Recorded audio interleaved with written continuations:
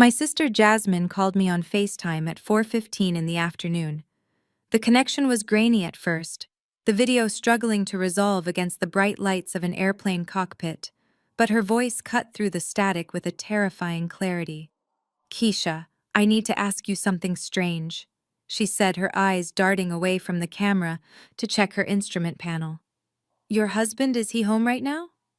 I paused, holding a glass of Pinot Noir halfway to my lips. "Yes," I replied, glancing toward the hallway that led to our sunken living room. "He is sitting in his favorite leather recliner watching the game. I can hear the commentary from here. Why are you asking me this?" Jasmine's face moved closer to the screen, her expression stripped of all sisterly warmth, replaced by the cold professional mask she wore as a senior captain for a major international airline. "That cannot be true, Keisha, because I'm looking at him right now. He just boarded my flight to Paris. He is in seat 1A in first class, and he is not alone. He is kissing another woman, and they are drinking champagne. My name is Keisha, and at 34 years old, I am one of the top forensic accountants in Atlanta. My entire career is built on spotting lies in financial statements, tracing hidden assets for Fortune 500 companies, and finding the single dollar that does not add up in a billion-dollar ledger. Yet as I stood in my immaculate kitchen with its marble countertops and custom cabinetry, I realized I had missed the biggest fraud of my life. "Jasmine, stop joking," I said, my voice trembling slightly. "I am looking at the back of his head right now. He has been complaining about a migraine all day. He took some medicine and said he just wanted to rest in the dark." "Turn the camera around," Jasmine commanded. "I need to see him." I walked slowly toward the living room. The house was dim, the heavy velvet curtains drawn against the afternoon sun. The television was on, muttering low tones of a football broadcast. There he was, the familiar silhouette of Dante, my husband of 6 years. He was slumped in the high-back chair, wearing his favorite gray cashmere hoodie, the hood pulled up over his head, as he often did when he had a headache. A rhythmic snoring sound emanated from the chair. "See?" I whispered, pointing my phone at him. "He is right there. He is asleep. Keisha." "Listen to me," Jasmine said, her voice rising in urgency over the background noise of airport chimes. "Go touch him. Wake him up. Now." I crept forward.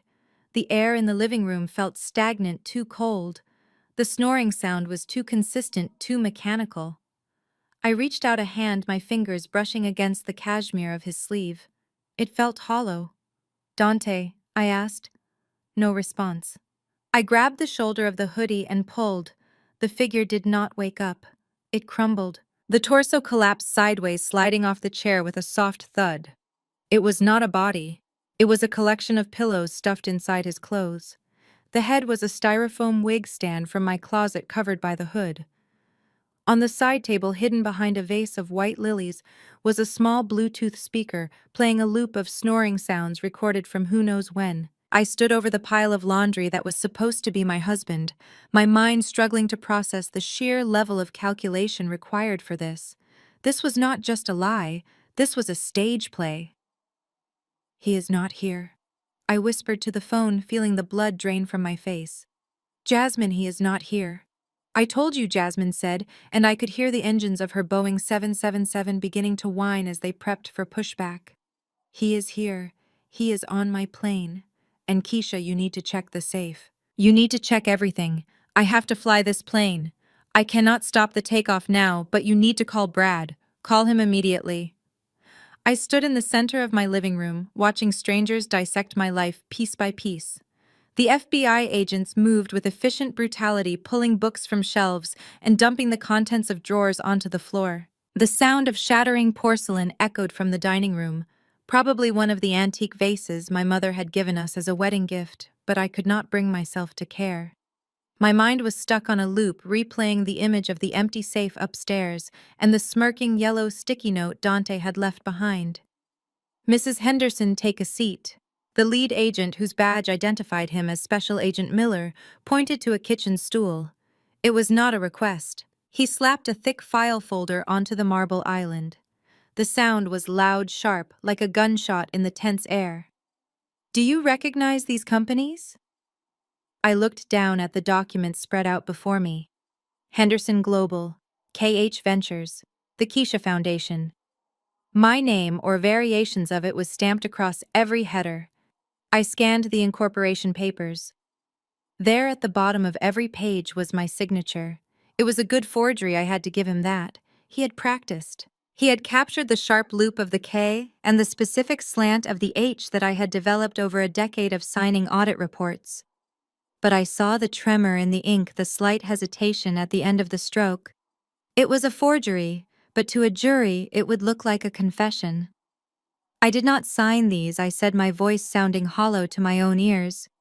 I have never heard of these companies. That is convenient, Miller sneered, leaning into my personal space. Because these companies have moved $20 million of stolen investor funds through offshore accounts in the last 6 months. You are a forensic accountant, Mrs. Henderson.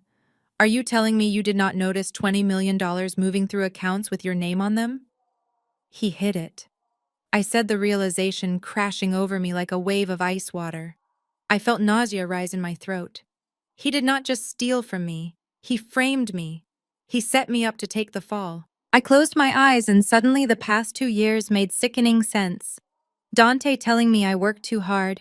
Dante telling me I needed to relax, to let him handle the household finances so I could focus on my career. You are too controlling, Keisha, he would say, his voice dripping with false concern.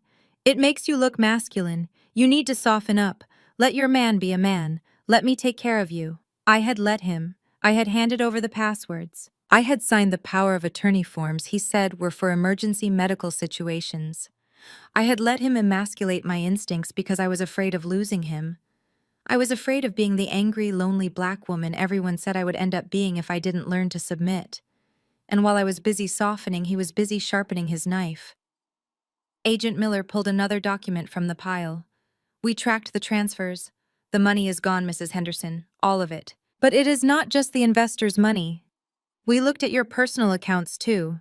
I grabbed my phone, my fingers flying across the screen as I logged into the separate accounts I thought were safe. The joint account was zero, I knew that. But I had others. I checked the account for my mother's long-term care facility. It was a trust I had been building for 5 years to ensure she would never have to suffer in a state-run home. Balance zero. I felt the air leave my lungs. He took my mother's care money. I frantically switched apps to the education trust. My sister Jasmine and her husband Brad were wealthy. They didn't need my money, but I had insisted on starting a college fund for their daughter, my niece. It was my way of contributing, of being the good aunt. I had deposited $5,000 into it every month for the last 3 years. Balance zero. The screen blurred. I blinked back, tears of rage. He had stolen from a child. He had stolen from an old woman. There was no floor to his depravity. He hadn't just robbed me. He had hollowed me out. He had taken my past, my present, and the future I had promised to the people I loved. And he had done it with Nia. The thought of her name made me want to scream. I looked at Agent Miller. You need to find them. He is with a woman named Nia. Nia Cross, Miller asked, checking his notes. We know. She is listed as the secretary for 3 of these shell companies. She is not just a passenger, Mrs. Henderson. She is a co-conspirator. I laughed, a harsh, jagged sound that made the agent step back. Of course she is. I created a monster. I remembered the day I met Nia. She was 19, working the front desk at my building, crying in the stairwell because she didn't have money for lunch. She was from the same neighborhood I grew up in, the same rough blocks that I had fought tooth and nail to escape. I saw myself in her. I saw the hunger and the fear. So I took her in. I gave her a job. I taught her how to dress, how to speak in boardrooms, how to demand respect. I thought I was mentoring her. I thought I was lifting her up. But Dante had been watching. He saw a girl who was hungry for more than just lunch. He saw a girl who looked at my life, my house, my clothes, my husband, and wanted it for herself. He didn't like me because I was his equal. He hated that I was the breadwinner. He hated that the house was in my name. He wanted someone he could mold, someone who would look at him like he was a god, because he bought her a designer bag with my money. He groomed her right under my nose. He turned my charity case into his getaway driver. I stood up. The shock was gone. The sadness was gone. I was just cold, cold and sharp. I need to leave, I said. You are not going anywhere, Miller said, putting a hand on his holster. You are a suspect in a federal investigation. You are looking at 20 years in prison, Keisha. The front door, or what was left of it, swung open. Get your hand off your weapon and step away from my client. The voice was a low growl carrying the unmistakable weight of authority and old money. Brad strode into the living room like he owned the entire block. He was wearing a bespoke navy suit that cost more than the agent's car, his silver hair perfectly coiffed, his blue eyes blazing with a cold, hard fury. Brad was my brother-in-law, but in that moment he looked like a savior sent from the gods of corporate warfare. He didn't look at me. He looked straight at Agent Miller. "Who are you?" Miller demanded, though his posture faltered.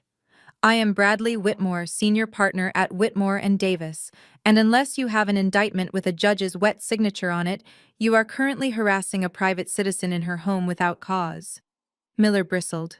"We have probable cause. Her name is on the documents, and I have a handwriting expert standing outside who can prove in 5 minutes that those signatures are forged," Brad countered, slapping a file onto the island on top of the FBI's papers.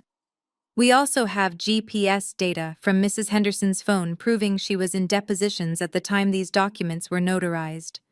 You have nothing but a frame job, and you are wasting time harassing the victim while the real criminal is drinking bourbon at 30,000 feet. Miller looked at the file Brad had thrown down.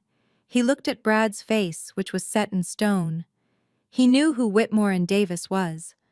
Everyone in the legal world did. They were the firm you called when you wanted to destroy someone, not just win a case. "We still need her statement," Miller grumbled, backing down. "She will provide a written statement through my office tomorrow," Brad said. "Now get your team and get out of her house." Miller glared at me one last time, then signaled his team. "Pack it up, but do not leave town, Mrs. Henderson. We are watching you." As soon as the agents cleared the room, the mask fell off Brad's face. He rushed over and grabbed me by the shoulders. "Keisha, are you okay? Did they hurt you?" "I am broke, Brad," I whispered, the adrenaline finally crashing. "He took everything. The safe is empty. The accounts are gone. Even little Maya's college fund." Brad's jaw tightened. "I will replace Maya's fund. Do not worry about money right now. We have a bigger problem." He pulled out a tablet and placed it on the counter. He tapped the screen, bringing up a flight tracking map. A small plane icon was moving slowly over the Atlantic Ocean. "Jasmine is flying the plane," Brad said. "She locked the cockpit door. She has cut off the Wi-Fi to the first-class cabin so Dante cannot see the news or check his accounts. He thinks he is safe. He thinks he is landing in Paris to start a new life." I looked at the map. He is going to run Brad. Once he lands in Paris, he will disappear. "He is not staying in Paris," Brad said grimly. "Look at this." He swiped the screen. It was a hacked itinerary dug up by one of Brad's private investigators. Dante Williams. Flight 294 to Paris Charles de Gaulle. Connecting Flight 882 to Minsk, Belarus. "Belarus?" I asked. "No extradition treaty with the US," Brad said. "And from there he has a train ticket booked to Moscow. If he gets on that connecting flight to Minsk, Keisha, he is gone. We will never see him or that money again. The Russian banks will wash it clean in 24 hours. I stared at the map. "How long do we have?" Brad checked his watch. "The flight lands in Paris in 7 hours. His connection to Minsk leaves 5 hours after that. We have a 12-hour window in Paris. That is it. If we miss him at Charles de Gaulle, or if he makes it to the connection, it is over." I looked down at my hands. They were trembling not from fear, but from the sheer force of the rage boiling in my veins. I thought about Nia wearing my grandmother's necklace. I thought about Dante laughing at me, thinking I was just a stupid woman who was good at math but bad at life. "Get the jet," I said. "It is already fueled and waiting at DeKalb Peachtree Airport," Brad said. "I filed a flight plan for London to throw off the feds, but we are diverting to Le Bourget in Paris. We can be in the air in 30 minutes. I looked around my destroyed living room. My life was here, my reputation, my career. If I left now, the FBI would issue a warrant for my flight. I would be a fugitive until I could prove my innocence. I do not care, I said aloud. Brad looked at me. He saw the resolve in my eyes. He reached into his jacket pocket and pulled out a thick envelope. Here is 10,000 euros in cash, he said. And a burner phone. Leave your phone here. The feds are tracking it. I took the envelope. I took the burner phone. One more thing, Brad said. He reached into his other pocket and pulled out a small velvet pouch. He opened it. Inside was a diamond ring that must have been 10 carats. What is this? I asked. Bait, Brad said with a cold smile. Dante is a narcissist. He is new money. He cannot resist showing off. We are going to use his greed against him. I did not understand yet, but I trusted Brad. He played the game better than anyone.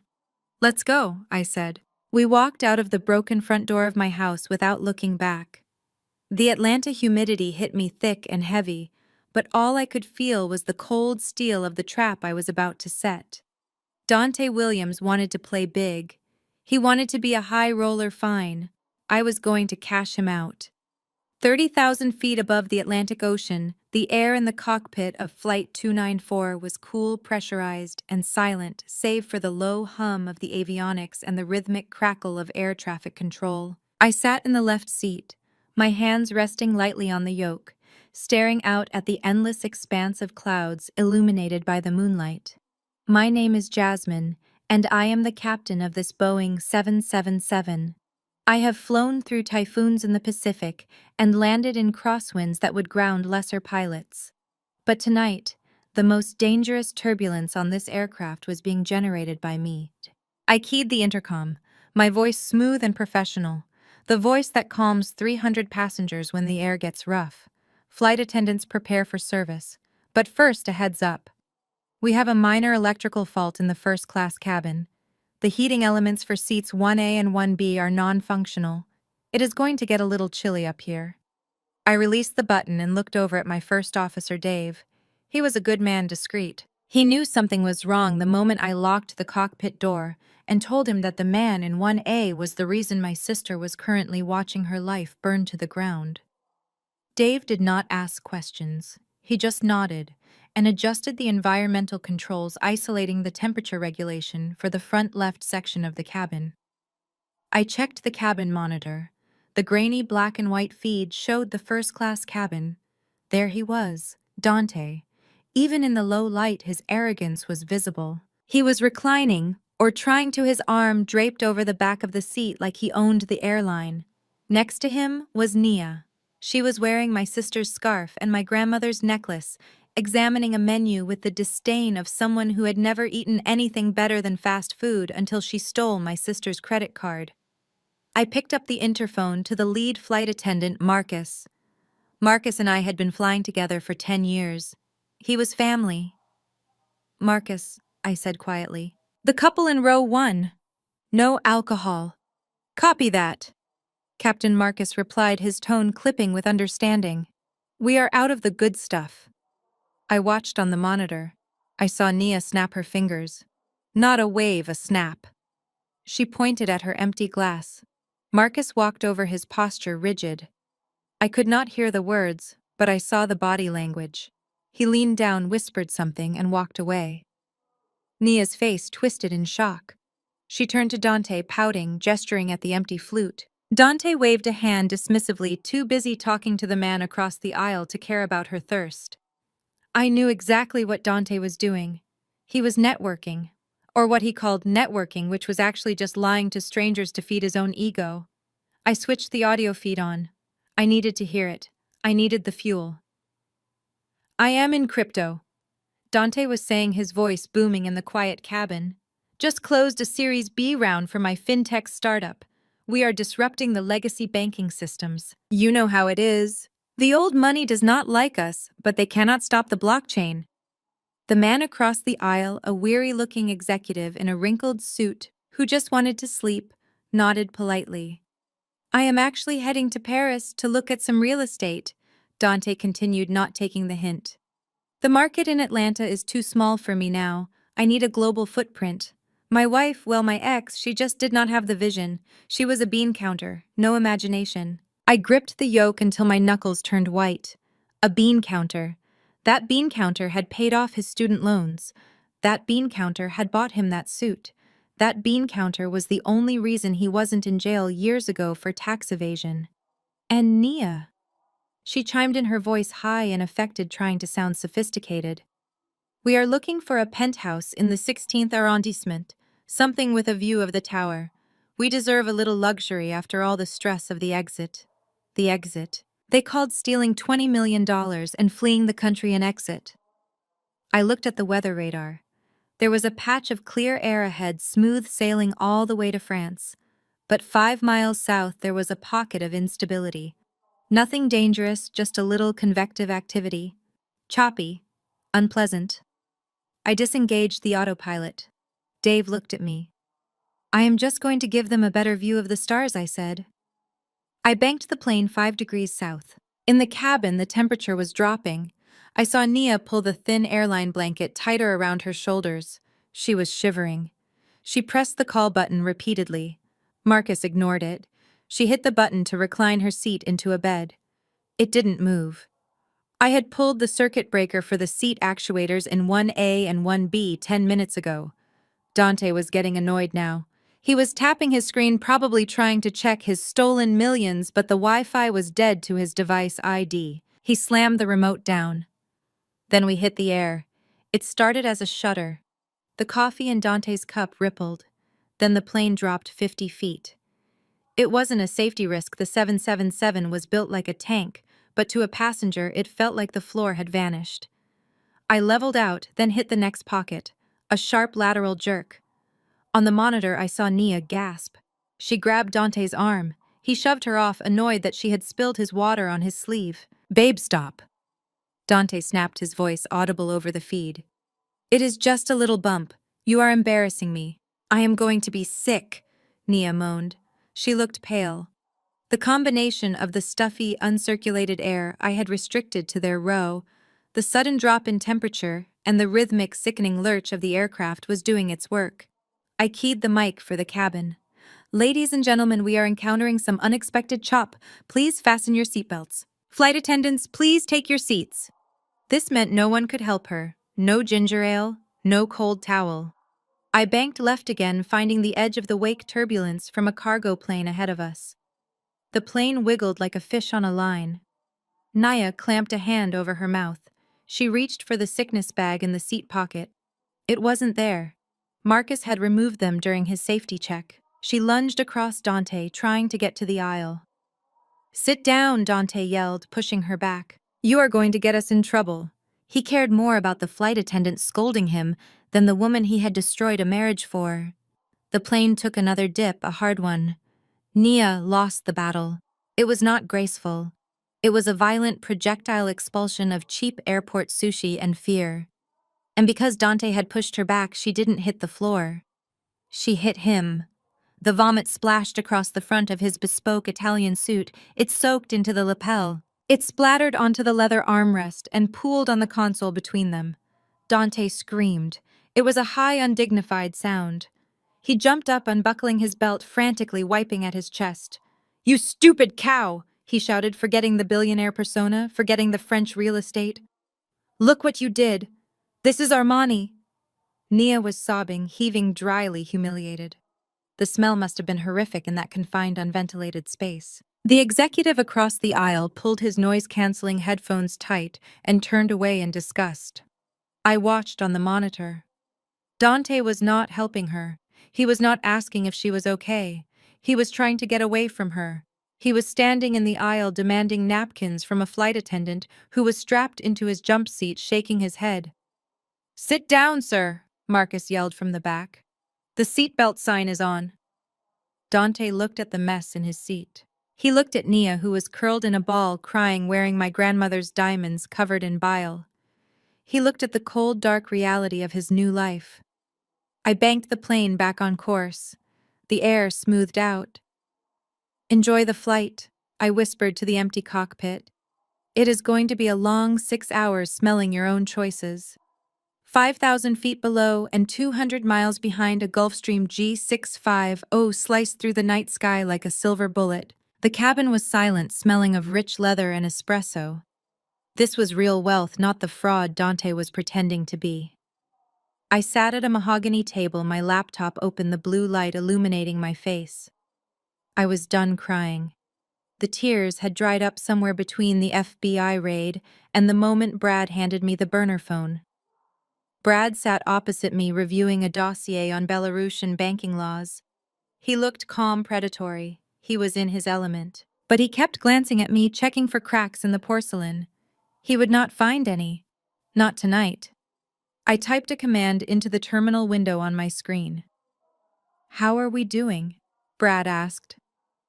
"I am in," I said, my voice flat. He used the same password for his cloud storage that he used for our Netflix account. Narcissists never think they need security because they think they are untouchable. I scrolled through the file directory. Dante was sloppy. He had digital copies of everything. The fake incorporation papers, the wire transfer receipts, and there in a folder named Paris was the master ledger. He moved the money through a mixer, I said, tracing the digital path. He split the 20 million into 4 tranches.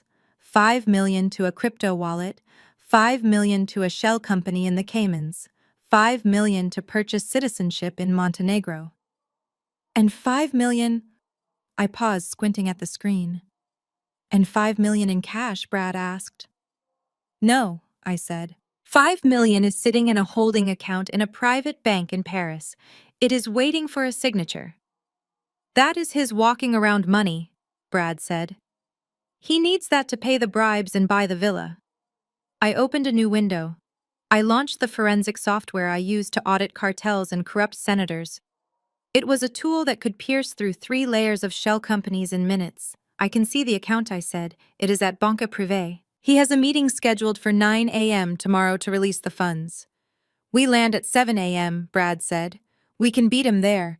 "I am not just going to beat him there, Brad," I said, my fingers flying across the keyboard. "I am going to replace him." "What do you mean?" "He forged my signature to steal the money," I said, pulling up the signature file he had used. "He digitized my handwriting. He thought that was clever, but he forgot one thing. What I own, the digital identity he is using to validate the transaction." He set up the 2-factor authentication to go to an email address he thought I didn't know about. It was the email we made for our future children, the one we were going to give them when they turned 18. I logged into the email account. Baby Henderson. The inbox was full of authentication codes for illegal transfers. "He used our dead dream to rob me," I whispered. I reset the password. I locked him out. Then I opened the banking portal for the Paris account. "I am not going to wait for the police," I said to Brad. "The FBI moves too slow. The French authorities will take weeks to process a warrant. By then, he will be in Minsk." I hit enter. A progress bar appeared on the screen. "Rerouting verification." "I am going to drain him," I said. "I am going to redirect the authorization codes to my burner phone. When he walks into that bank tomorrow to withdraw his 5 million, the system is going to flag him as an imposter." And then Brad asked. "And then I am going to trigger a margin call on his crypto wallet," I said. "I can see his leverage. He borrowed against the stolen money to buy Bitcoin. If I crash the value of his portfolio by dumping his holdings, the exchange will liquidate him. He will lose the 5 million in crypto without me even touching it." "You are destroying the money?" Brad asked, raising an eyebrow. "No," I said. "I am shorting his position from my personal trading account. I am betting against him. When he loses, I profit. I am going to make back my mother's nursing home money from his stupidity." The laptop beeped. Access granted. I looked at Brad. My eyes were dry. My heart was a stone. "He thinks he is landing in Paris to be a king," I said. "He is landing in a cage. And I have the only key." I closed the laptop.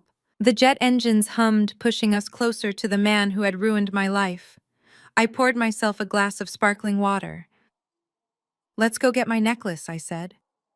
"Paris is supposed to be the city of lights, the city of romance, the place where lovers lock their promises onto bridges and drink wine by the Seine. But as the Gulf Stream touched down on the private tarmac at Le Bourget at 7 in the morning, the sky was a bruised shade of gray, and the air tasted like cold rain and diesel fumes. I did not come here for croissants or love. I came here for war.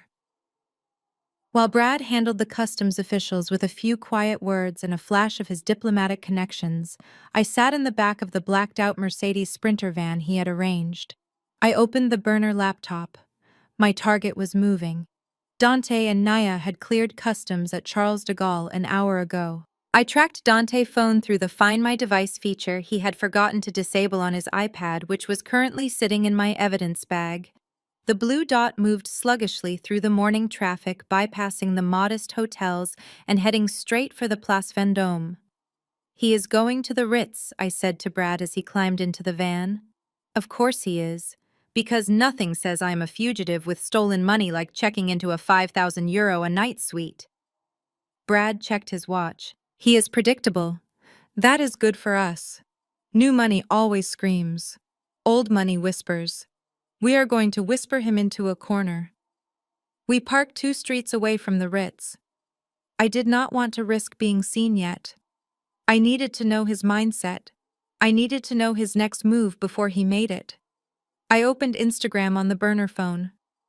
Dante had blocked my main account months ago, claiming social media was a distraction from our relationship, but I had a fake profile I used for investigating debtors. There he was, live. The video feed was shaky at first, panning around a suite that was dripping in gold leaf and velvet. A bottle of Cristal sat on the table already open. Nia was in the background, jumping on the bed in a bathrobe, holding my grandmother necklace up to the light. "Bonjour from Paris," baby Dante shouted into the camera. He looked manic. His eyes were too wide, his movements too jerky. The cocaine I suspected he had been using was definitely kicking in. We made it to the top. No more answering to nobody. No more asking for permission to spend my own money. He turned the camera on himself. He had changed out of the vomit-stained suit into a fresh designer tracksuit that probably cost more than my first car. "For all the haters back home, especially my ex," he sneered, bringing the phone closer to his face. "You thought you were the prize. You were just the ATM. You were boring Keisha.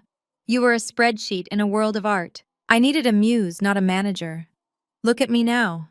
I am free." I watched my face impassive as the comments rolled in. Most were from bots he had paid for, but a few were from our mutual friends back in Atlanta, confused and horrified. "He thinks he is untouchable," I whispered. "He is about to touch the electric fence," Brad muttered, watching over my shoulder. I closed the stream. I did not need to hear his insults. I knew I was boring to him. Stability is always boring to people addicted to chaos. Integrity is boring to people addicted to fraud. I turned back to my laptop. I had breached his cloud storage on the plane, but now I needed to go deeper. I needed to find his leverage. Men like Dante always had a backup plan, a way to generate cash if the primary theft went sideways. I dug through a folder labeled Insurance. I expected to find blackmail photos of business partners or perhaps hidden crypto keys. What I found made my blood turn to ice in my veins. It was a PDF document, scanned 3 days ago. Deed of Trust. Property address: 450 Martin Luther King Jr. Drive, Atlanta, Georgia. My parents' house. The house my father bought with 40 years of factory wages. The house where I grew up. The house that was fully paid off 10 years ago. Or so I thought. I scrolled down. There was a signature at the bottom. My signature. Forged again. And next to it a stamp from a notary public I knew Dante used for his shady deals. He had taken out a hard money loan against my parents' house. Not a bank loan. A predatory, high-interest loan from a private lender. I looked at the lender name. T-Bone Capital LLC. I knew that name. In my line of work, you learn the names of the people who operate in the gray zones. T-Bone was a front for a local syndicate in Atlanta. They did not sue you when you missed a payment. They burned your property down with you inside it. I opened the email correspondence attached to the file. There was an email from T-Bone sent yesterday. Yo D, payment due in 48 hours. If the transfer does not hit, we take possession. And by possession we mean we clear the property. Tell the old folks to pack light. I felt a scream building in my throat, hot and acidic. He had not just stolen my money, he had put a hit out on my parents. They were sitting in their living room right now watching Jeopardy, completely unaware that they were living in a house that belonged to gangsters. I grabbed Brad's arm, my grip tight enough to bruise. He mortgaged my parents' house. I gasped, the air struggling to enter my lungs. To loan sharks. Brad, if we do not get that money back in 48 hours, they are going to hurt my mother and father. Brad's face hardened.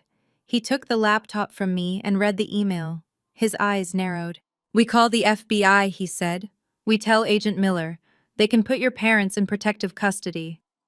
No, I shouted, realizing the trap I was in. If I call the FBI, they freeze everything. They freeze the offshore accounts. They freeze the crypto wallet. The government will seize the assets as evidence of a crime. It will take 5 years of litigation to release those funds. T-Bone will not wait 5 years, Brad. They will not wait 5 days. If that money is frozen, my parents lose their home. Or worse. I started hyperventilating. Dante had checkmated me. If I arrested him, I lost. If I let him go, I lost. We have to steal it back, I said, my voice trembling. We have to steal it back before the authorities find it. It is the only way. I need liquid cash to pay off T-Bone immediately. Brad looked at me. He saw the desperation. He was a lawyer. He was sworn to uphold the law. But he was also family. And he knew the system better than anyone. He knew I was right.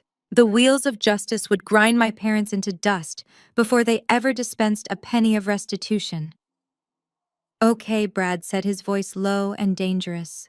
We do it your way. We rob the robber. I took a deep breath, forcing my heart rate down. I had to think like an accountant. I had to follow the money.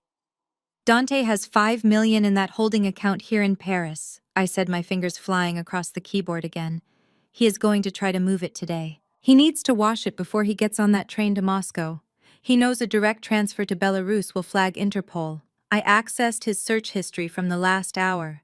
How to buy gold bullion in Paris anonymous. High-value art dealers cash only. Private equity funds non-reporting. He is looking for a laundry machine, I said. He is looking for somewhere to dump $5 million fast, get a clean asset and run. He is panicked, Brad observed. He knows he is exposed. He is looking for a quick fix. I kept scrolling. He had clicked on a link for a boutique investment firm called L'Argentier Private Wealth.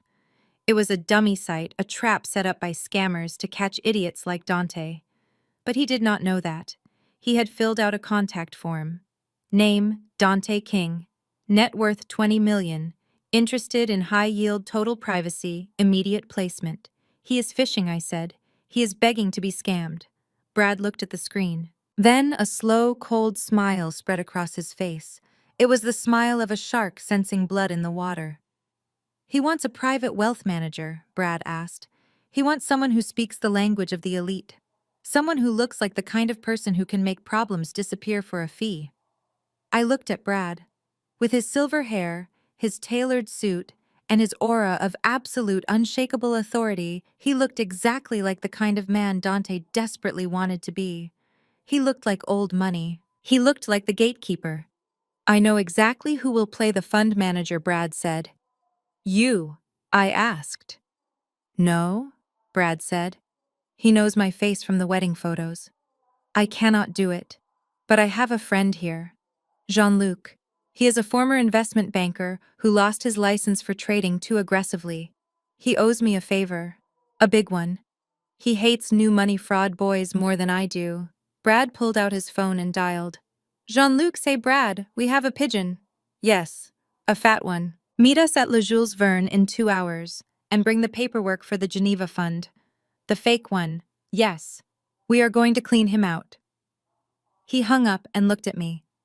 We are going to set up a meeting, Brad explained. Jean-Luc will be the front man. I will be the silent partner in the background. We are going to offer Dante exactly what he wants. A secret high-yield account in Switzerland that is invisible to the IRS and the FBI. We will tell him he needs to transfer the funds immediately to lock in the rate before the market closes. And when he transfers the money, I asked. The IBAN number we give him will not go to Switzerland, Brad said. It will go to a shell company I own in the Cayman Islands. As soon as the money hits, we wire it to the loan shark in Atlanta to pay off your parents' house. Then we wire the rest to your trust account. It is wire fraud, I whispered. It is asset recovery, Brad corrected. And he cannot report us without reporting himself. I looked at the screen where Dante's digital footprint was glowing. He was so arrogant, so stupid. He thought he was playing chess, but he was playing checkers against grandmasters. Set the meeting, I said. Brad texted Jean-Luc. Within 10 minutes, Jean-Luc had replied to Dante's inquiry using a secure encrypted email service. Dear Mr. King, we received your inquiry. We handle clients of your stature with the utmost discretion. We have an opening in our Alpha Fund, but it closes at 5 p.m. today. If you can prove liquidity, we can meet you for lunch. Le Jules Verne, Eiffel Tower.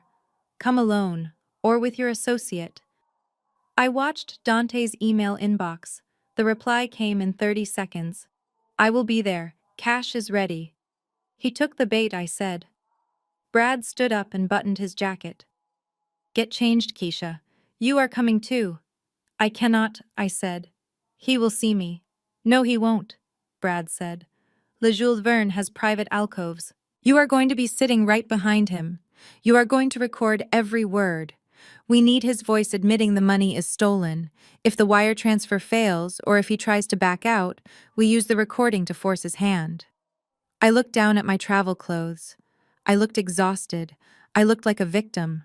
I opened my suitcase. I pulled out a black dress. Sharp. Professional. The kind of dress I wore when I was firing someone for embezzlement. I put on my lipstick. It was a deep blood red.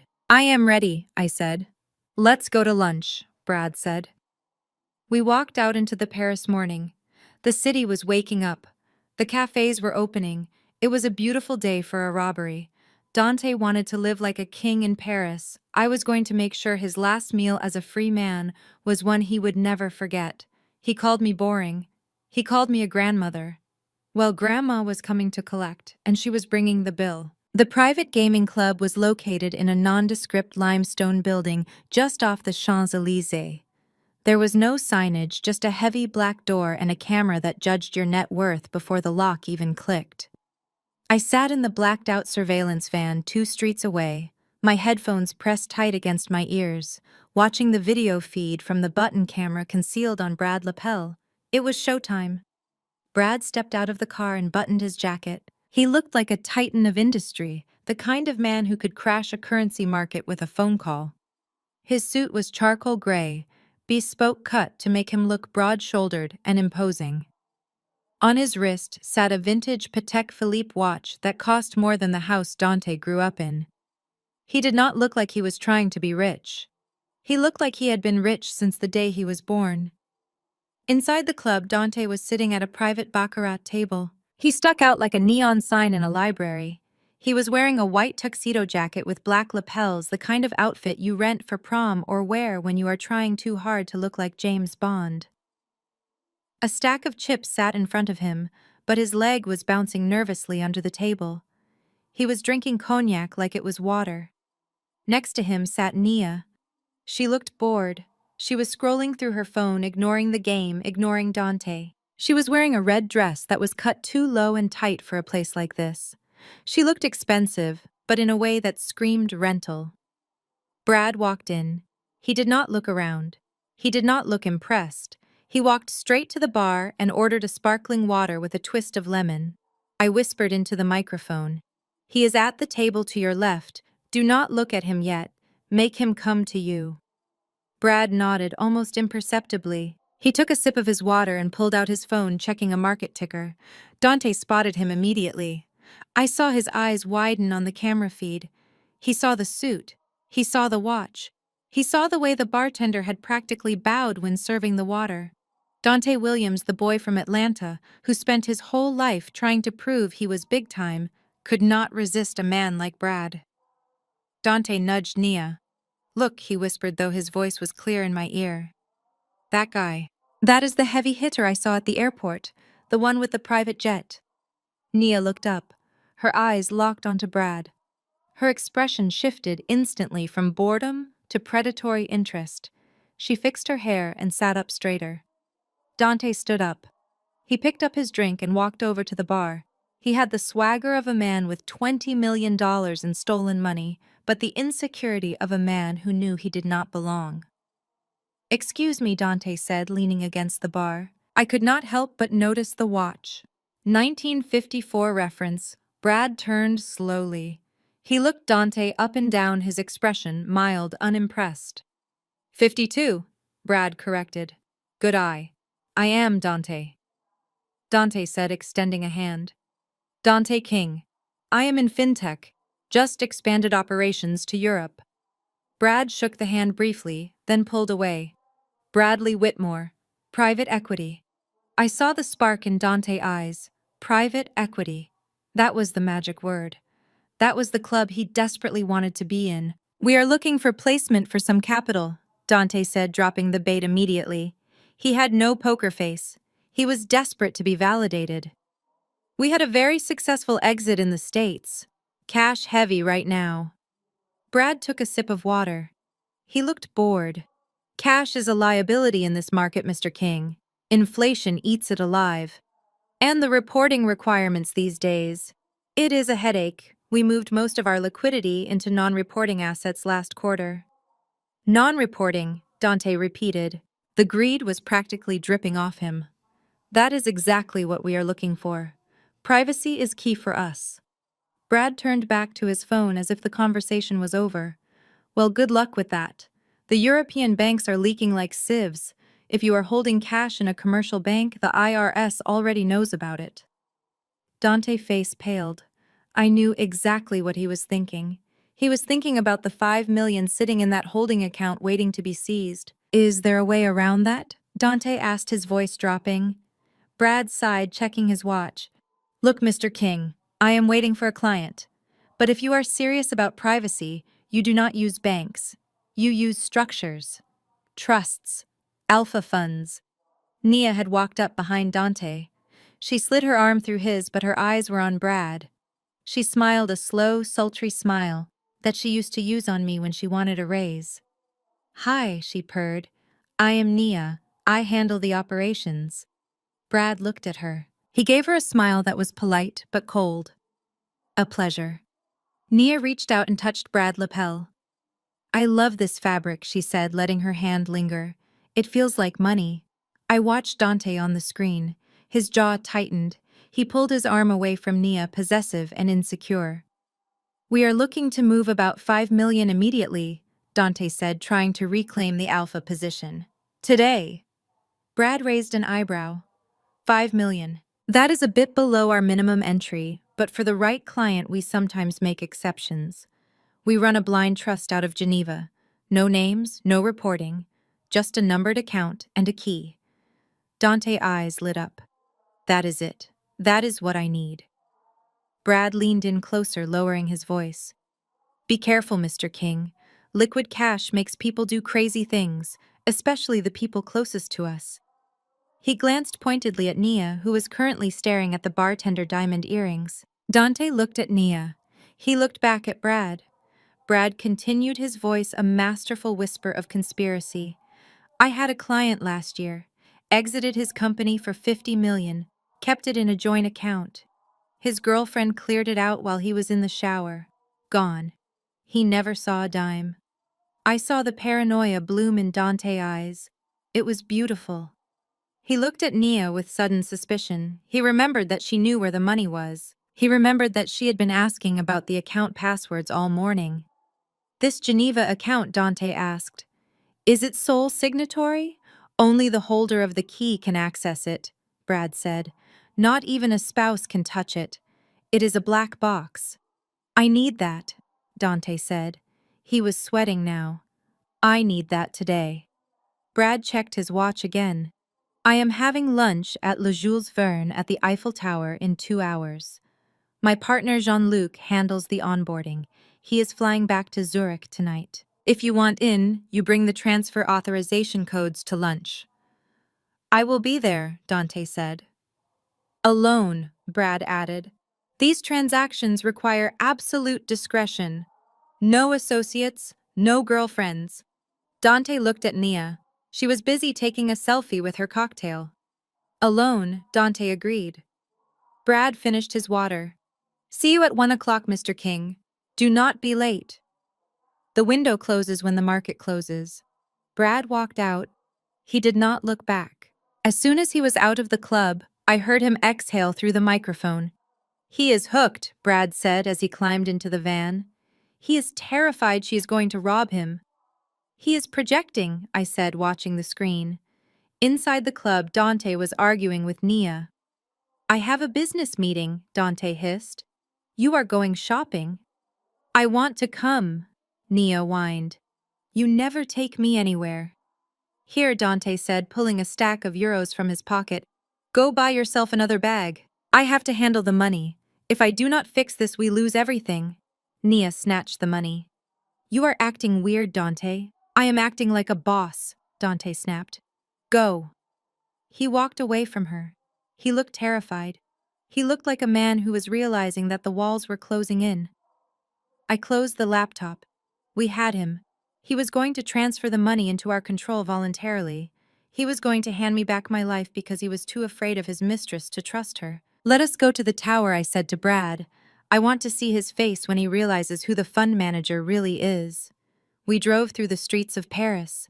The city was gray and imposing, but for the first time in days, I saw color.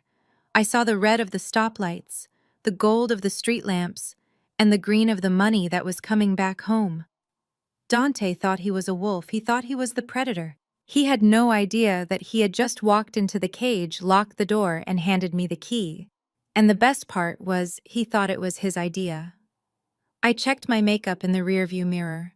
My eyes were sharp. My lips were painted a deep, unforgiving crimson. It was time for lunch. Le Jules Verne restaurant hangs 400 feet above the city of Paris, like a diamond setting in an iron crown. The view from the windows offers a panoramic sweep of the Seine-le-Louvre and the sprawling gray rooftops that define the city. It is a place where billionaires eat lunch and where governments sign treaties over soufflés. But I was not looking at the view. I was staring at the back of a white tuxedo jacket that was currently occupying table 12. I sat at table 14, tucked deep into a semi-private alcove, obscured by a massive architectural arrangement of white orchids and steel beams. I was wearing the black dress, dark sunglasses that I had not removed despite the dim lighting, and a wide-brimmed hat that cast a shadow over my face. I looked like a grieving widow or a celebrity trying to avoid the paparazzi. In a way, I was both. I was grieving the death of the man I thought I married, and I was avoiding the gaze of the criminal who had killed him. In my ear, a small flesh-colored receiver hummed with static before clarifying into the crisp audio feed from the microphone hidden on Brad's lapel. I opened the voice recorder app on my phone. The waveform danced as the ambient noise of clinking silverware and hushed French conversations filled the recording. Brad sat across from Dante. Jean-Luc, Brad's friend and our acting frontman, sat to the side looking every inch the bored, high-level European banker. You brought the girl, Brad said. His voice was ice. We discussed this, Mr. King. Discretion is the currency of this transaction. I watched through the gap in the orchids. Dante shifted in his seat. He looked nervous, sweaty. The cocaine confidence from the live stream was fading, replaced by the twitchy paranoia of a man carrying the keys to a stolen kingdom. She is my associate, Dante stammered, gesturing to Nia. She handles my logistics. Nia beamed at Brad, completely oblivious to the tension. She was eating the breadbasket like she hadn't seen food in days, crumbs falling onto the red dress she had worn to the casino. Brad did not look at her. He looked at Dante. If she handles your logistics, then she is liable, Brad said. If this account is flagged, she goes to prison with you. Is that what you want? Dante flinched. He looked at Nia with a sudden flash of resentment. I could see the wheels turning in his head. He did not want to share the money. He did not want to share the risk. Babe, why don't you go check out the view from the observation deck, Dante said, pulling a credit card from his pocket. Go buy a souvenir. Nia pouted, dropping a piece of bread. But we just got here. I want to eat. This place is fancy. Go, Dante snapped. His voice cracked like a whip. This is business. Nia glared at him, snatched the card, and flounced away toward the elevators. I watched her go. She was walking away from the table, but she wasn't leaving the game. I checked the tracking software on her phone. She wasn't going to the observation deck. She was going to the ladies' room to make a call. I made a mental note to intercept that call later. Now that the children have left the room, Brad said, leaning back in his chair. Let us discuss your liquidity. Dante exhaled, loosening his bow tie. He took a large gulp of wine.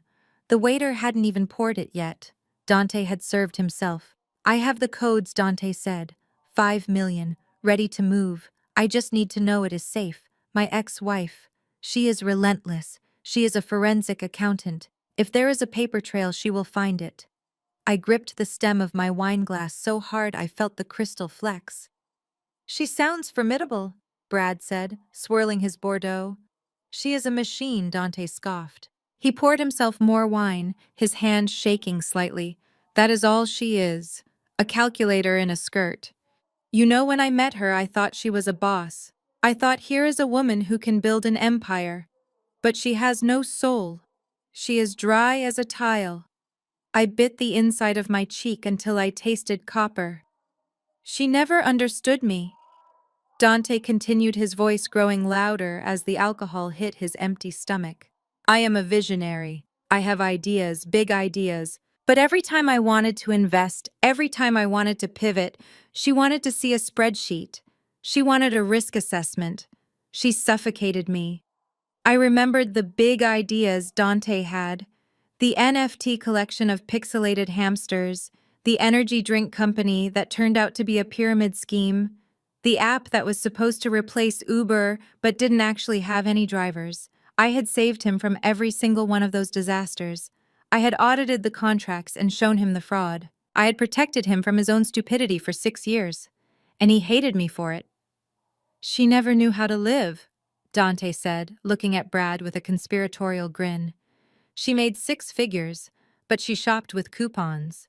She worried about retirement accounts and college funds for kids we didn't even have. I tried to show her the world. I tried to teach her how to enjoy the moment. But she was dead weight. He leaned in closer to Brad. Naya. Now that is a woman who knows how to live. She appreciates the finer things. She looks at me like I am a king. Keisha looked at me like I was an employee she couldn't fire. The glass stem in my hand snapped. The sound was a sharp crack muffled by the white noise of the restaurant. A shard of crystal sliced into my palm. I didn't flinch. I watched the blood well up in the center of my hand, dark and thick. I did not look at you like an employee, Dante, I thought, my internal voice screaming against the silence. I looked at you like a partner. I looked at you like a man who needed help. I looked at you with love, even when you didn't deserve it. Brad saw me flinch in his peripheral vision. He cleared his throat, drawing Dante's attention back to the table. Women like that are liabilities. Brad agreed, his voice smooth as silk. They hold men like us back. That is why we built the Geneva Fund, to protect visionaries from the people who want to keep them small. Exactly, Dante said, slamming his hand on the table. I deserve this money. I earned it. I put up with her lectures for 6 years. This is my severance package. You earned it, Brad repeated. The sarcasm was so thick I could taste it, but Dante swallowed it whole. Jean-Luc placed a sleek black tablet on the table. He tapped the screen, bringing up a complex interface of charts and numbers. It looked like a sophisticated banking portal. It was actually a website Brad's IT guy had built in the back of the van an hour ago. This is the gateway, Jean-Luc said in a heavy French accent.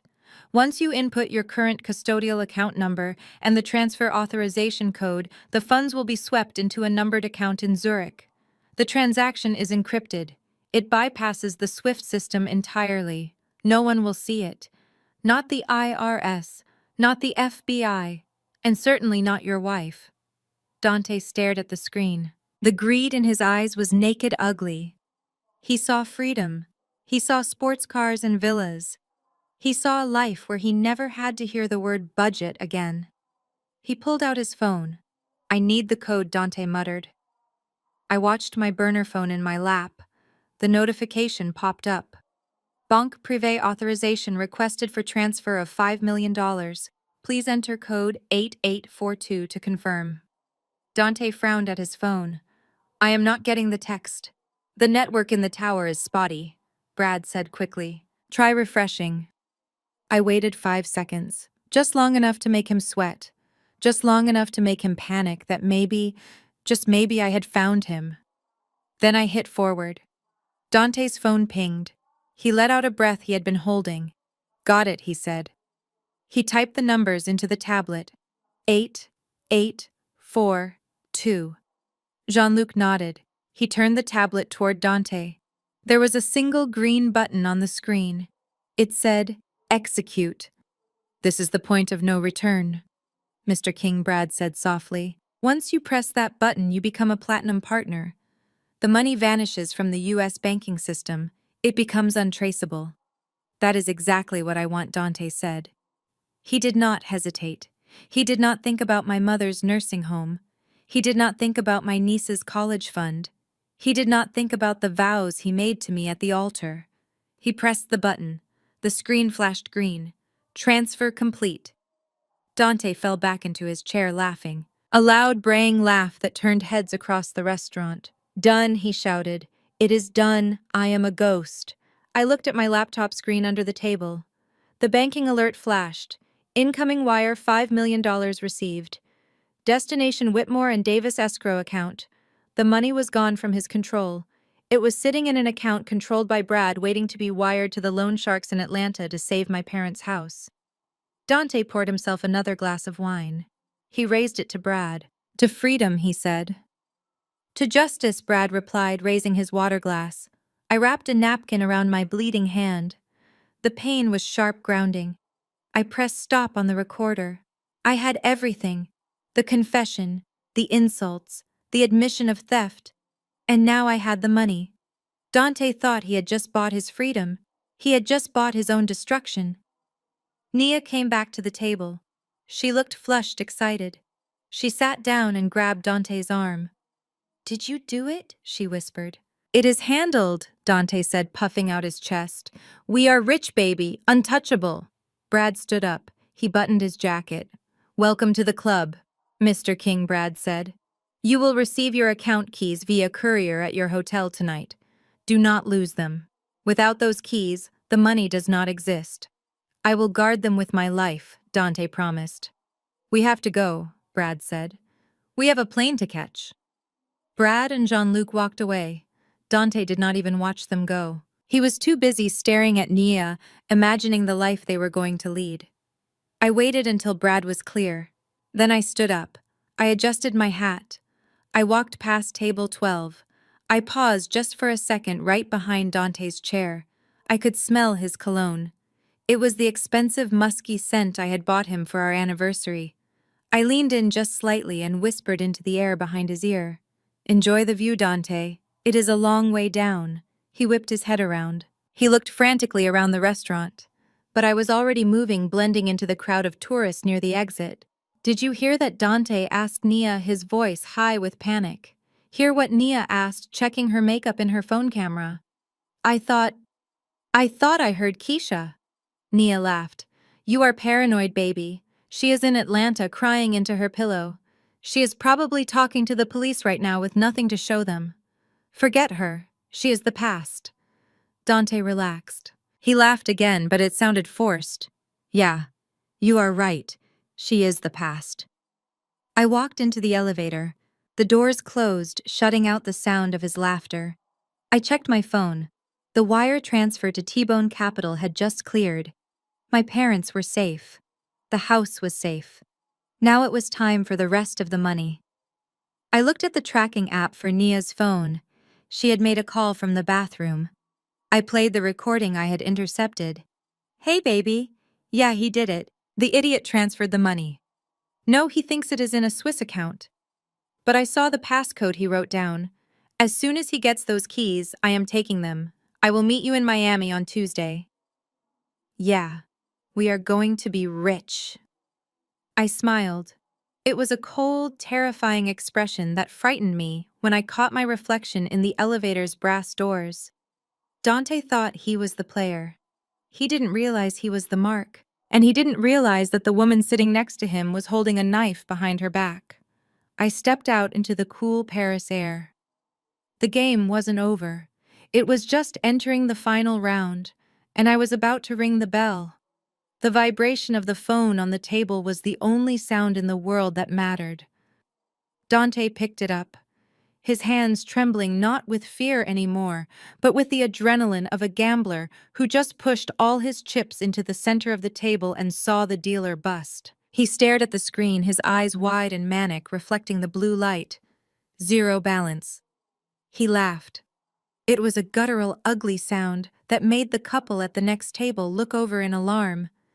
He turned the phone toward Nia, shoving the screen in her face. Look at it, baby. It is gone. The account is empty. The feds can freeze whatever they want back in Atlanta. They can put a lien on the house. They can seize the cars. But they cannot touch this. It is in the wind. We are ghosts. Nia looked at the screen. I watched her face through the gap in the orchids. She did not look relieved.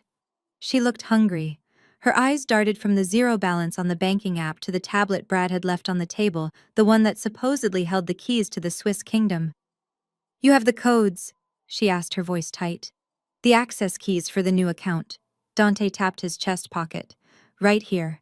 Memorized and written down. I am the only one who can access it. Sole signatory, just like the man said. He poured the last of the wine into his glass, not bothering to offer any to her. He was already mentally spending the money. I could see it in the way he adjusted his cufflinks, the way he leaned back in the chair. He was fantasizing about yachts and private islands, about a life where he was the king and everyone else was a subject. I need to use the ladies' room, Nia said, standing up abruptly. Her hand clutched her purse a little too tightly. Dante waved a hand at her, dismissive. Go ahead, fix your face. We have a limousine waiting downstairs. Brad arranged it. We are going to the hotel to pack, and then we are hitting the town. Tonight we celebrate. I watched Nia walk away. She did not head for the restrooms near the entrance. She headed for the private lounge area near the elevators, a secluded spot with floor-to-ceiling windows overlooking the Seine. It was the perfect place for a private conversation. I waited until she turned the corner, then I pulled out my burner phone. I had cloned her SIM card 4 hours ago while we were still in the air. It was a gray area legally, but I had crossed the line of legality the moment I decided to hunt them down myself. I opened the surveillance app. Her phone was active. She was dialing a US number. I put my earbud back in. The line connected. The voice that answered was male, deep and rough. Yo! It is me, Nia whispered. Her voice was urgent, sharp. What is going on? The man asked. Did he do it? He did it, Nia said. She let out a breath that sounded like a hiss. The idiot actually did it. He transferred the whole 5 million. He thinks it is in some blind trust in Switzerland. He thinks he is safe. I felt a cold smile touch my lips. She thought he was the idiot. She had no idea she was the one standing in the trap. So we are good? The man asked. Better than good, Nia said. I saw him write down the passcodes. He put the paper in his jacket pocket, but he took a picture of it on his phone first. He is so stupid, Trey. He uses the same cloud password for everything. While he was busy trying to impress that old white guy, I logged into his backup. I have the keys. I froze. She had the keys, not the keys to the fake Swiss account Brad had set up, because those keys were worthless. She was talking about something else. What about the crypto? The man named Trey asked. That is what I am talking about, Nia said. He thinks he hid 5 million in Bitcoin before we left. He thinks I do not know about the cold storage wallet he taped under the insole of his shoe. But I saw him do it, and I just got the seed phrase from his photo stream. My mind raced. I had missed the crypto wallet. I knew about the bank transfers, but Dante had physically smuggled a cold storage device. He was carrying another $5 million on his person, literally walking on it. I am going to drain it, Nia continued, her voice dripping with contempt. Tonight, as soon as he passes out. He has been drinking since we left Atlanta. He will be out cold by midnight. I am going to transfer the crypto to your wallet, take the diamonds he bought me, and get on the first flight to Miami. I looked at the screen. I quickly ran a trace on the number she was calling. It pinged to a cell tower in Miami Gardens. The registered owner was a man named Trayvon Davis, a known associate of the T-Bone Loan Shark crew. The pieces clicked into place. Nia was not just a gold digger, she was the inside woman. She had been planted, or maybe she had just seen an opportunity and taken it to the people who could help her cash out. Either way, she was playing Dante. She had been playing him the whole time. And Dante, that arrogant fool. He thought he was the player. He thought he was the one using her. He called me boring. He called me a bean counter. But while he was busy looking in the mirror, admiring his own reflection, he had let a viper into his bed. He is such a clown, Trainia said, laughing softly. You should see him. He is wearing this ridiculous white tuxedo, looking like a waiter. He keeps talking about how he is a visionary. He is nothing. He is just a bank account waiting to be cracked. I cannot wait to leave him in this city with nothing but his fake suit. I felt a strange surge of emotion. It wasn't sympathy for Dante. He deserved this. He deserved every bit of this betrayal. But it was anger at Nia. I had saved her. I had pulled her out of that life. And she had used the skills I taught her, the polish I gave her, to destroy my family. She was not going to get away with it. She was not going to Miami with $5 million of my money. I opened the control panel on my laptop. Brad had set up the limousine that was waiting for them downstairs. It was a high-end Mercedes Maybach, fully wired for sound and video. We needed it to record any further admissions of guilt, but now it was going to serve a different purpose. I accessed the car infotainment system. I patched into the Bluetooth audio driver. I am going to wait until we get in the car, Nia said. I have to play the loving girlfriend for another hour. It makes me sick touching him. He smells like vomit and cheap cologne. But do not worry, baby. By tomorrow morning we will be rich, and he will be crying in a French jail. I love you, baby, Trey said. Get that money. I love you too, Nia said. See you soon. She hung up. I sat there for a moment, my finger hovering over the keyboard. I could just record this. I could use it later. But I was done waiting. I was done playing the long game. I wanted to see the look on Dante's face when his world collapsed. I wanted to see them tear each other apart. I downloaded the audio file of the call. I scrubbed it, cleaning up the background noise, making Nia's voice crystal clear. I set it to autoplay on the limousine sound system the moment the rear doors closed. I looked up. Brad was standing at the entrance of the restaurant watching me. He gave a subtle nod. The car was ready. The trap was set. I stood up and walked out of the restaurant, taking the stairs instead of the elevator to avoid running into Nia. I needed to be on the street level. I needed to watch this happen. Down on the street, the Maybach was idling at the curb, gleaming black and ominous under the Parisian streetlights. The driver, a large man who worked for Brad's security team, stood by the rear door. Dante came out of the elevator first. He was practically floating. He had his arm around Nia, pulling her close, whispering something in her ear. He looked like a man who had just conquered the world. Nia was smiling, that fake practice smile she used on clients. She rested her head on his shoulder, playing the part perfectly. She was good. I had taught her well. They walked toward the car. Dante stopped to admire it, running his hand along the roofline. This is style, baby, he said, loud enough for me to hear from my vantage point in the alleyway.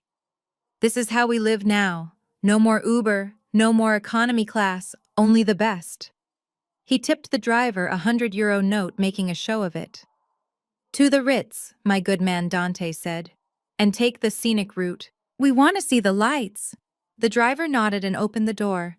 Nia slid in first, her red dress flashing in the streetlight. Dante followed, sliding in next to her. I watched the heavy door swing shut. The latch clicked. The interior lights of the car dimmed. I could see their silhouettes through the tinted glass. Dante was reaching for the champagne bucket that sat in the center console. He was popping the cork, ready to toast his victory. I pressed the enter key on my phone. The sound system in the Maybach was state-of-the-art. 19 speakers, surround sound. It was designed to make you feel like you were inside the music. Instead, the voice of Nia Cross filled the cabin, loud, crisp, and undeniable. "He is such a clown, Trey." I saw Dante freeze. The bottle of champagne was halfway to the glass. "You should see him. He is wearing this ridiculous white tuxedo, looking like a waiter." Inside the car, the silhouette of Dante turned slowly toward the silhouette of Nia. "He keeps talking about how he is a visionary. He is nothing. He is just a bank account waiting to be cracked." Nia's hands flew to her mouth. I could see her frantic movement even through the tint. She was reaching for the door handle, but the child locks were engaged. Brad was thorough. I saw him write down the passcodes. "I am going to transfer the crypto to your wallet, take the diamonds he bought me, and get on the first flight to Miami." Dante dropped the champagne bottle. It didn't break on the plush carpet, but the foam exploded, spraying over the leather seats. It makes me sick touching him. He smells like vomit and cheap cologne. The car was rocking now, not from the engine but from the violence erupting inside. I stepped out of the alleyway. I walked up to the car. I wanted to be the first thing they saw when the audio ended. The recording finished with Nia's words echoing into the silence. "By tomorrow morning, we will be rich and he will be crying in a French jail." Dante lunged. I saw his hands go for her throat. Nia screamed a sound that was muffled by the soundproofing of the luxury vehicle, but still audible on the street. She clawed at his face. The car shook as they slammed against the window. The driver did not move. He stood by the hood, arms crossed, watching the show. I walked up to the rear window and tapped on the glass. Knock, knock. Dante froze. His hands were still around Nia's neck. He looked out the window. His eyes met mine. For a second, he looked confused. He looked like he was seeing a ghost. He looked at me, the boring wife, the bean counter, the woman he had left behind in Atlanta.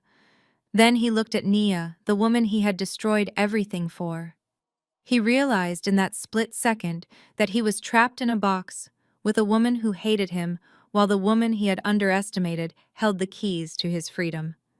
I smiled. It was the same smile he used to give me when he was lying about where the money went. I pulled out my phone and held it up to the glass. On the screen was the confirmation of the wire transfer.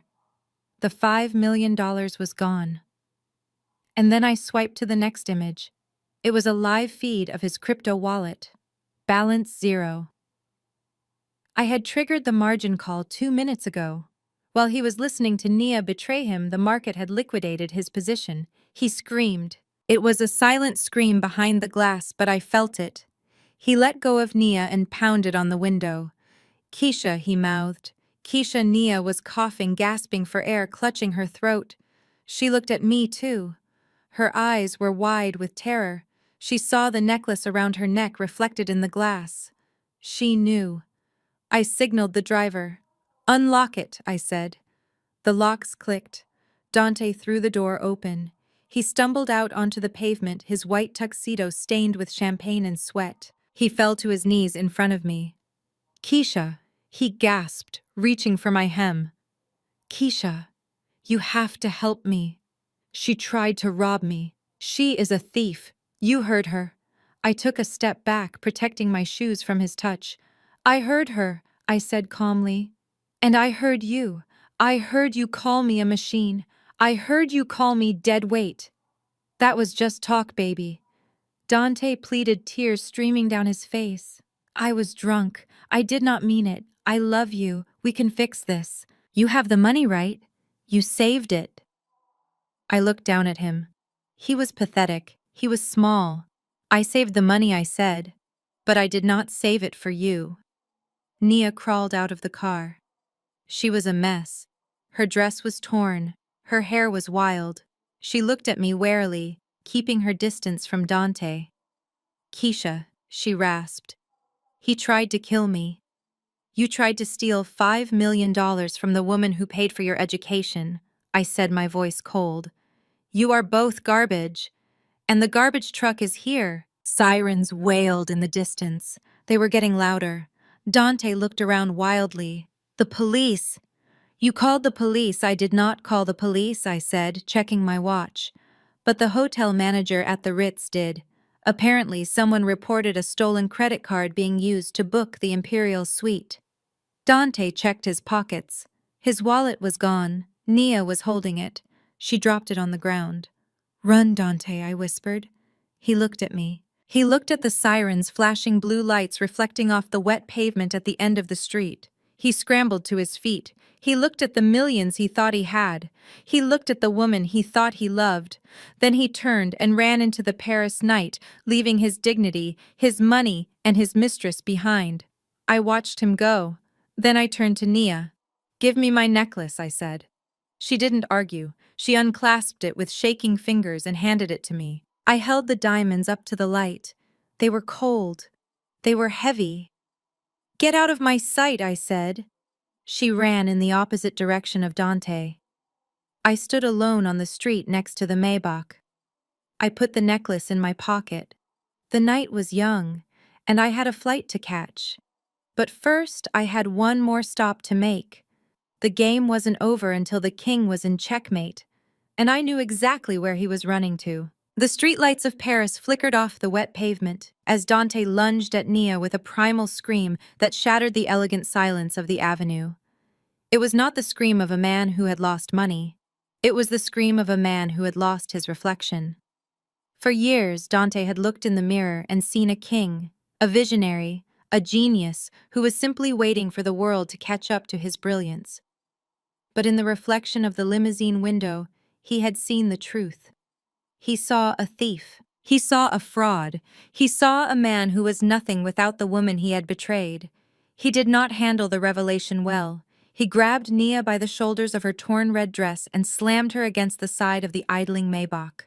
The sound of her body hitting the metal was sickening, a dull thud that made the driver flinch but not intervene. Brad had paid the driver for silence, not for heroism. You stole it! Dante shrieked, shaking her so hard her head snapped back. You stole my seed phrase. Give it to me. Give me the phone. Nia was not the helpless girl I had found crying in the break room 3 years ago. She was a survivor from the streets of Atlanta, and she knew how to fight dirty when she was cornered. She did not beg. She did not cry. She reached into her clutch purse. Dante was too blinded by rage to see her hand move.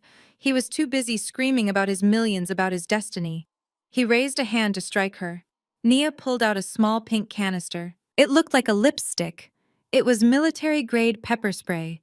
She sprayed it directly into his eyes from 6 inches away. Dante howled. It was a sound of pure agony. He let go of her and staggered back, clawing at his face. He fell to his knees on the cobblestones, rubbing his eyes, making it worse, spreading the chemical burn across his skin. You stupid witch! Nia spat, coughing as the mist drifted in the air. You think I am scared of you?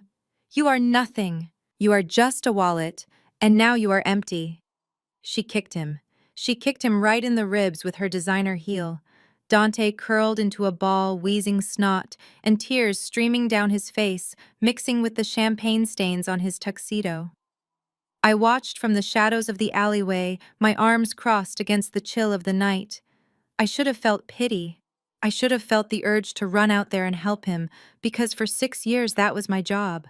I was the fixer. I was the one who smoothed things over when he offended a waiter or forgot a bill. But tonight I felt nothing but the cold satisfaction of a forensic accountant watching a ledger finally balance out. This was the audit. This was the correction. Nia turned to run. She clutched her purse to her chest, knowing that even though the crypto wallet was empty, she still had the passwords. She thought she could still salvage something from this wreck. She made it 3 steps before the blue lights flooded the street. They did not come from down the block. They came from everywhere. 2 unmarked sedans swerved to the curb, boxing in the Maybach. A marked police van screeched to a halt behind them. Uniformed officers poured out shouting in French. Police, get down, on the ground. Nia froze. She looked at the police, then back at Dante, then at the dark alleyway where I stood unseen. She dropped her purse. She raised her hands. Dante was still on the ground, blindly clawing at the air. He heard the voices, he heard the authority in them, and his delusion kicked in. The same delusion that convinced him he was an investor when he was really a con artist, convinced him now that the police were here to help him. Help, Dante screamed, his voice cracking. Officer over here. She robbed me. She stole $5 million. Arrest her. Two officers grabbed Dante by the arms and hauled him to his feet. He was a mess. His eyes were swollen shut, his face red and blistering, his white suit ruined. He thrashed against their grip. I am the victim, Dante shouted, switching to English, assuming everyone would understand him because he was an American millionaire. Do you know who I am? I am Dante King. I have diplomatic status. He did not have diplomatic status. He had a platinum Sky Miles card and a delusions of grandeur complex. The officer ignored him. He spun Dante around and slammed him against the hood of the police car. He patted him down, rough and efficient. He pulled Dante's wallet from his pocket. Dante was still screaming. My lawyer! Call my lawyer! I want Bradley Whitmore. He is a partner at Whitmore and Davis. He will have your badges. He is my business partner. I stepped forward slightly, just enough to see better. Dante really believed it. He believed the lie Brad had fed him so completely that he was trying to use it as a shield. He thought Brad was his ticket out of this. The officer opened Dante's wallet. He pulled out the passport. He looked at the document, then at a tablet held by another officer. He frowned. He spoke into his radio in rapid-fire French. I understood enough. I had taken French in college back when I thought I would be auditing fashion houses instead of fraud rings. Passport declared lost or stolen. Suspect identity unconfirmed. Flagged for flight risk. I smiled. I had called the U.S. Embassy 4 hours ago, right before we landed in Paris. I had reported my husband's passport stolen along with mine, claiming we were victims of a robbery in Atlanta before he fled. The embassy had flagged his passport number in the Interpol database immediately. When Dante tried to enter France, he had used that passport. But the system update had lagged. It had caught up now. Legally, Dante Williams did not exist in France. He was an undocumented alien with no identification carrying a flagged document. The officer said something to Dante in broken English. Paper bad. You come. No. Dante yelled, struggling. Check the number. It is valid. I flew first class. I have money. Check my account. He tried to reach for his phone to show them the zero balance he had forgotten about. The officer twisted his arm behind his back and clicked the handcuffs into place. The sound of the cuffs ratcheting shut was the sweetest music I had ever heard. Nia was being cuffed too. She was crying loudly, playing the victim, screaming that Dante had kidnapped her. The police were not listening. They had found the pepper spray. Assault with a chemical weapon was a serious offense in Paris. Dante was being shoved toward the van. He was still blind, still frantic. Brad, he screamed. Brad, help me, where are you? I looked at Brad, who was standing in the doorway of the restaurant lighting a cigarette. He took a long drag, the cherry glowing in the darkness. He looked calm. He looked like a man watching a play he had already read the reviews for. Brad stepped out onto the sidewalk. Dante heard the footsteps. He knew that walk. Brad, Dante gasped, hope flooding his voice. Brad, tell them. Tell them we are partners. Tell them about the Geneva Fund. Brad stopped 10 feet away from the police line. The lead officer, a stern man with a gray mustache, looked at Brad. He recognized the suit. He recognized the bearing of a man who charged $1,000 an hour just to listen. The officer walked over to Brad. Monsieur, the officer said respectfully, do you know this man? Dante strained against the cuffs, bloodshot eyes trying to focus on Brad's silhouette. Tell him, Brad, Dante pleaded. Brad looked at Dante. He looked at the vomit on the tuxedo. He looked at the desperation. He took another drag of his cigarette and exhaled the smoke slowly into the night air. Then he spoke in flawless, fluent French. Officer, I have never seen this man in my life. He appears to be a disturbed American tourist. I believe he has been harassing the patrons of the restaurant. Dante jaw dropped. The betrayal hit him harder than the pepper spray. What Dante whispered. Brad, what are you saying? Brad ignored him. He turned to the officer, still speaking French. However, I believe this lady might have some information regarding his identity. She has been pursuing him across the Atlantic to recover stolen property. Brad stepped aside. He extended his hand toward the alleyway. Keisha, he said, his voice returning to English, soft and inviting. Come say hello to your husband. I stepped out of the shadows. I walked into the pool of blue light from the police cruisers. My heels clicked on the pavement, a steady rhythmic countdown to his destruction. Dante squinted. He blinked, trying to clear the tears and the pain. He saw a woman in a black dress. He saw the wide-brimmed hat. He saw the red lipstick. Keisha, he croaked. He sounded like a ghost. He sounded like a child waking up from a nightmare only to realize the monster was real. I stopped in front of him. I was close enough to smell the fear on him. Hello, Dante, I said. Keisha, he stammered. You came. You came to save me. Tell them. Tell them I am your husband. Tell them I have money. I looked at the police officer. I reached into my purse. I pulled out a thick, heavy envelope. It contained the FBI warrant from Atlanta, the forensic audit of the stolen $20 million, and the affidavit I had signed on the plane swearing that Dante Williams had forged my signature. Officer, I said, my French rusty but clear.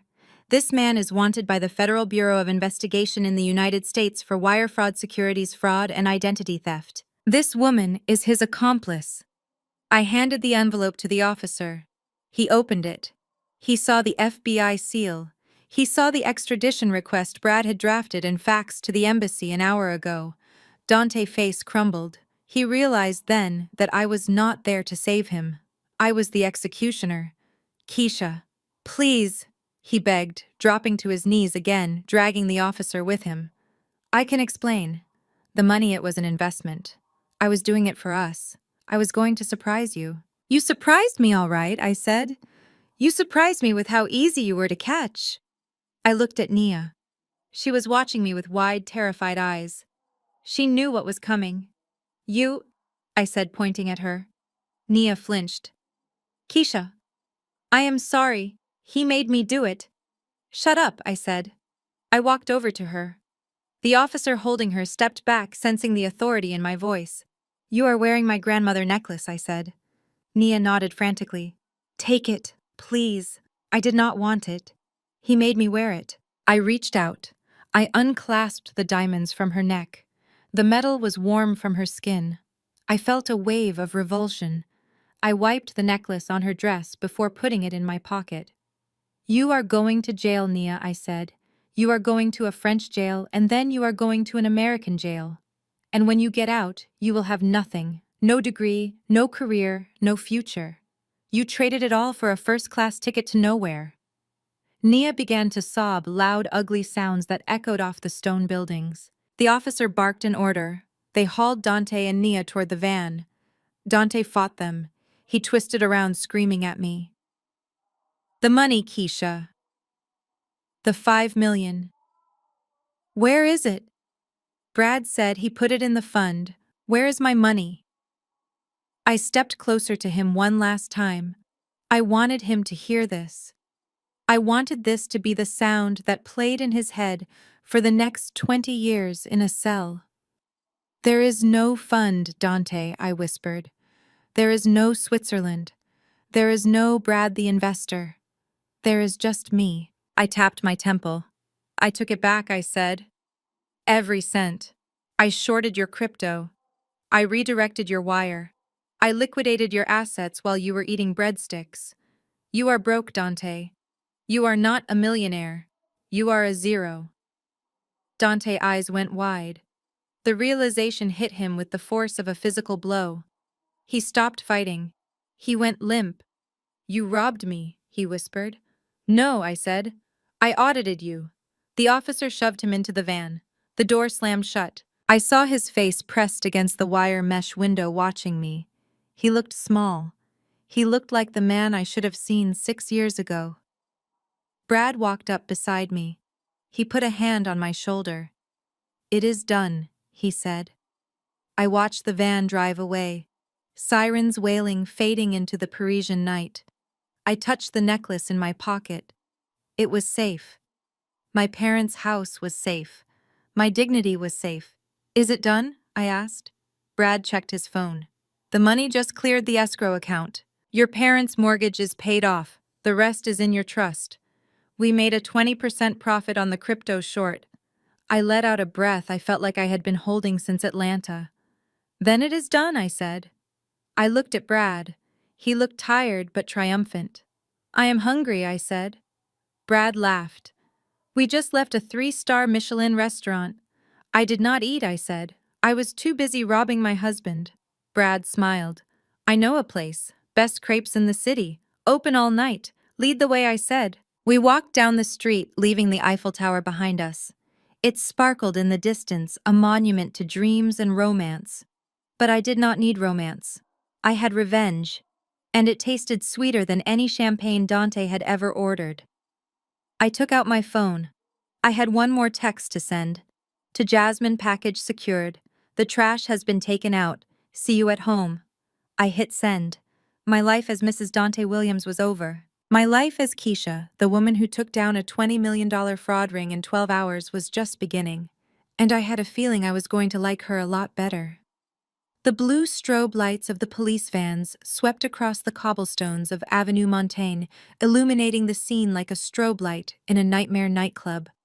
I stepped out of the shadows and into that harsh, flickering glare. My heels clicked rhythmically on the pavement, a sound that cut through the chaotic shouting of the French officers and the sobbing of the woman who used to be my friend. Dante was on his knees. His white tuxedo jacket was ruined, stained with champagne and street grime. His eyes were swollen shut from the pepper spray, tears streaming down his face, creating clean tracks through the soot. He looked small. For 6 years he had taken up so much space in my life, filling every room with his ego and his noise, but now stripped of his pretenses, he looked like exactly what he was, a small, frightened man who had gambled everything and lost. He squinted against the light, trying to focus on the figure standing above him. He blinked rapidly, fighting the chemical burn. Then he saw me. He saw the hem of my black dress. He looked up and recognition broke through the pain. Keisha, he gasped. His voice was wet and desperate. Keisha, what are you doing here? You came. Oh, thank God you came. You are here to save me, right? You are here to tell them who I am. He reached out a hand toward me, his fingers grasping at the air. He truly believed it. Even after everything he had done, even after emptying our accounts and running off with my assistant, his narcissism was so profound that he believed I was still his fixer. He thought I was there to bail him out one last time because that is what I had always done. I was the safety net. I was the one who cleaned up the messes. I did not take his hand. I did not step back either. I stood my ground looking down at him with the clinical detachment of a coroner examining a corpse. I am here to tell them exactly who you are, Dante. I said, my voice calm and level. I reached into my leather tote bag. I did not pull out a checkbook to pay his bail. I did not pull out a lawyer business card. I pulled out a heavy manila envelope. It was thick, bulging with the weight of his crimes. I walked over to the lead detective who was watching the interaction with interest. Brad said something to him in rapid French, pointing at the envelope in my hand. The detective nodded and stepped forward. Officer, I said, speaking clearly so Dante could hear every word. This is a complete forensic audit of the shell companies Dante Williams used to embezzle $20 million from investors in Atlanta. It includes the wire transfer records, the IP addresses used to forge the documents, and the sworn affidavits from the banks confirming the fraud. Dante froze. His hand dropped to his side. And this, I continued pulling. A second thinner document from the envelope is a copy of the deed to my parents' house, which he illegally leveraged using a forged power of attorney. And this is his real passport, which I reported stolen yesterday, because as you can see, the one in his pocket is a high-quality forgery he bought on the dark web. I handed the stack to the detective. He flipped through it, his eyebrows raising as he saw the official FBI letterhead on the summary page. Wait! Dante stammered, struggling to get to his feet before the officer shoved him back down. Keisha, what are you doing? That is crazy. I am your husband. We are partners. We are not partners, I said, reaching into the bag one last time. I pulled out a single blue folder. And this, officer, is a decree of divorce. I signed it on the jet over the Atlantic. My lawyers filed it electronically in Georgia 3 hours ago. I am not his wife anymore. I am the witness for the prosecution. The silence that followed was absolute. Even the street noise seemed to fade away. Dante stared at me, his mouth opening and closing like a fish on a hook. The reality was finally piercing through his delusion. I wasn't his savior. I was his reckoning. Then there was a movement to my left. Nia. She had been standing near the police van, her hands cuffed behind her back, mascara running down her cheeks in black rivers. She saw Dante go down. She saw the evidence piling up. And her survival instinct, the same instinct that had gotten her out of the projects and into my home, kicked in. She threw herself onto her knees, scraping her legs on the pavement. She looked at me with wide, pleading eyes. "Keisha," she wailed. "Keisha, please. You have to help me. I am a victim too. He tricked me. He told me he was leaving you. He told me you were abusive. He said he would kill me if I did not come with him." I turned my head slowly to look at her. She looked pathetic, but I remembered the photo Jasmine had sent. I remembered her laughing in first class, drinking champagne paid for with my niece's college fund. I remembered her voice on the recording calling me a boring old woman and plotting to rob Dante blind. "You are not a victim, Nia," I said, my voice dropping temperature.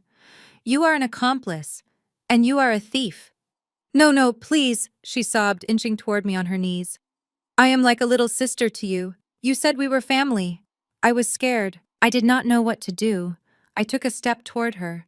She flinched, expecting a blow. I did not hit her. I did not scream. I simply looked at her neck. The streetlights caught the fire of the diamonds around her throat. My grandmother's sapphire pendant. The one my grandfather had bought with his first paycheck from the railroad. The one my mother had worn on her wedding day. The one I had saved for my own daughter if I ever had one. Seeing it on her skin made my stomach turn. It was a violation deeper than the theft of the money. It was a theft of my history. "You are wearing my mother necklace," I said softly. Nia's hand flew to her throat, covering the gems. She tried to stammer an excuse. "He made me wear it. He said it looked better on me." "Take it off," I said. My voice wasn't loud, but it carried the weight of every dollar I had ever given her, every door I had opened for her, every time I had defended her when people said she was trash. "Take it off. Right now." Nia nodded frantically. She struggled with the clasp, her cuffed hands making it difficult. The police officer, seeing the situation, stepped in. He unlocked one of her cuffs, just long enough for her to reach her neck. Her fingers were shaking so badly she couldn't work the latch. She clawed at it, breaking a nail. Finally, it came loose. The heavy gold chain slid into her palm. She held it out to me, her hand trembling. I did not touch her hand. I held out a handkerchief I had taken from my purse. She dropped the necklace into the cloth. I wrapped it up immediately, wiping away any trace of her sweat and her perfume. I put it in my pocket next to my heart. "Thank you," I said. "Now you can go." Where she gasped. "Where are they taking me?" "To a holding cell," I said. "And then to a federal prison in Georgia. And when you get out in 10 or 15 years, you will be exactly where you were when I found you. Nothing. No degree. No career. No future. You traded your life for a seat in first class and you did not even get to finish the flight." The officer recuffed her. He hauled her to her feet and shoved her toward the van. She screamed my name one last time before the door slammed shut, cutting off her voice. I turned back to Dante. The officers were lifting him up now. They were not gentle. They knew what he was. They had seen the file. Dante wasn't screaming anymore. He was staring at me with a look of pure confusion mixed with horror. He still couldn't understand how the math had changed. He had the money. He had the girl. He had the plan. How was he in handcuffs? "Wait!" he shouted as they dragged him toward the second van. "Wait, the money! Where is the money? I transferred it. I sent it to the fund." "Brad, Where is Brad? He looked around wildly, searching for the silver-haired savior who had promised him protection. Brad stepped out of the shadows near the restaurant entrance. He lit a cigarette, the flame illuminating his face for a brief moment. He looked at Dante and gave a small mock salute. Then he turned and walked away, disappearing into the Paris night. Dante's eyes snapped back to me. "You," he whispered. "You and him. You set me up." I walked right up to him. The officers paused, letting me have my moment. I was close enough to see the broken veins in his eyes, close enough to smell the fear and the stale alcohol. I leaned in close, my lips brushing his ear. "Where is the money, Dante?" he hissed. "Where is my $5 million? I smiled. It was a genuine smile, the first one I had felt in days. "There is no money, Dante," I whispered. "There never was a Swiss fund. That tablet you used, it was a mirror. You wired the money directly into an escrow account controlled by Whitmore and Davis." His breath hitched. He stopped struggling. "It is gone," I said. "All of it. I used it to pay off the mortgage you took out on my parents' house. I used it to refill the retirement accounts you drained. And the crypto I pulled back slightly so I could look him in the eye. I shorted your position," I said. "When you were busy choking your girlfriend in the back of the limo, I crashed the market on your specific coin. Your wallet is empty. But my personal trading account, it is up 20%. His face went slack. The realization hit him like a physical blow. He hadn't just lost. He had paid me to destroy him. You stole from me," he wheezed. "No, Dante," I said, smoothing the lapel of his ruined jacket. "I liquidated you." I nodded to the officers. They shoved him into the van. He started screaming then. He screamed about his rights. He screamed about his lawyer. But mostly he screamed about the money. It was mine. It was my money. The door slammed shut, sealing him inside his new reality. I stood on the sidewalk watching the blue lights fade into the distance as the convoy drove away. The street was quiet again. The air was cold and clean. I reached into my pocket and touched the sapphire necklace. It felt warm now. It felt like it belonged to me again. I took a deep breath, inhaling the scent of rain and victory. I checked my watch. It was 2 a.m. My phone buzzed. It was a text from Brad. "The jet is fueled. Wheels up in an hour. I ordered the lobster." I typed a reply. "Make it 2. And open the good champagne." I turned and walked down the Avenue Montaigne. My heels clicked on the stones, a steady, confident rhythm. I wasn't just a forensic accountant anymore. I was the woman who had walked into the fire and came out holding the match. I had my life back, I had my money back, and I had a story that was going to make me a legend in every boardroom in Atlanta. Dante Williams wanted to be unforgettable. Well, I had granted his wish. He was going to be the cautionary tale that every gold digger and con artist whispered about in the dark. I hailed a taxi. "Aéroport du Bourget," I told the driver. He looked at me in the rearview mirror. "You had a good night, madame." I looked out the window at the Eiffel Tower sparkling in the distance. "The best," I said, "the absolute best." The Gulfstream touched down at Teterboro Airport in New Jersey just as the sun was beginning to bleed orange over the Manhattan skyline. We had to make a stop to drop Brad off for a deposition, but for me, this was just a layover before the final leg of my victory lap. I sat in the back of the town car Brad had arranged, watching the city wake up. I felt different, lighter. The crushing weight of the betrayal that had nearly suffocated me 48 hours ago was gone, replaced by the cold, hard armor of absolute vindication. I checked my phone. The news alerts were already flooding in. The arrest of Dante King in Paris had gone viral not because he was famous, but because the fall was so spectacular. The video of him being dragged into the French police van screaming about his millions had been viewed 3 million times. The comments were brutal. They were calling him the Tinder swindler of Atlanta. They were laughing at his white tuxedo stained with vomit. They were dissecting his fake persona piece by piece. But the real news, the news that mattered to me, was in my email inbox. It was a secure message from the U.S. Attorney Office in the Northern District of Georgia. Subject indictment. Unsealed. United States versus Dante Williams. I opened the attachment. It was beautiful. 20 counts of wire fraud. 10 counts of securities fraud. Money laundering. Identity theft. And thanks to the evidence I had handed over in Paris, they had added a charge for the fraudulent deed on my parents' house. Because Dante had crossed state lines and used international banking wires to commit his crimes, he was looking at federal time. There is no parole in the federal system. He was facing 20 years minimum. He would be 56 years old when he saw freedom again. And Nia, I almost felt sorry for her almost. The French authorities had deported her immediately.